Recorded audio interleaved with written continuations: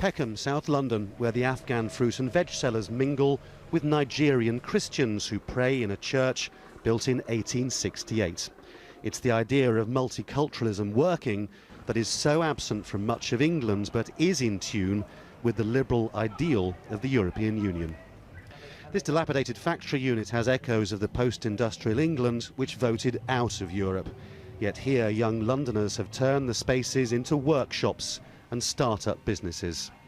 Adam, who's from the northeast of England, understands the division in the country, but fears the antagonism it has led to.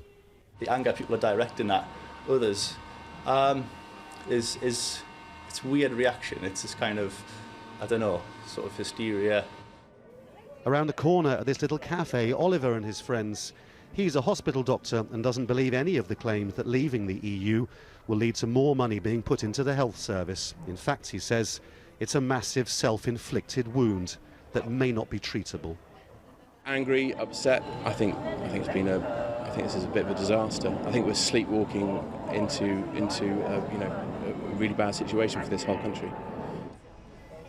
At the next table, Carlos, who's half Spanish and on a British passport, and Alexa, who's German. Neither feels comfortable now in this new reality. In fact, they may not see a future here at all. A country that doesn't welcome migrants in general, I'm not sure if I want to stay in. So I think that given there's 2 years where they have to figure everything out, I will use these 2 years to figure out my own life, really. It's already changed the way I feel about London. So it might contribute to me leaving. The hard right wing, validated by the results, has now begun calling for repatriation of foreigners. In Peckham there is shock and more than a little fear. One of the most extraordinary outcomes of the Brexit has been the sense of England fracturing. Many who voted leave say they did so because, in their own words, we want our country back, whatever you take that to mean. But many young Londoners now feel that they have lost their country.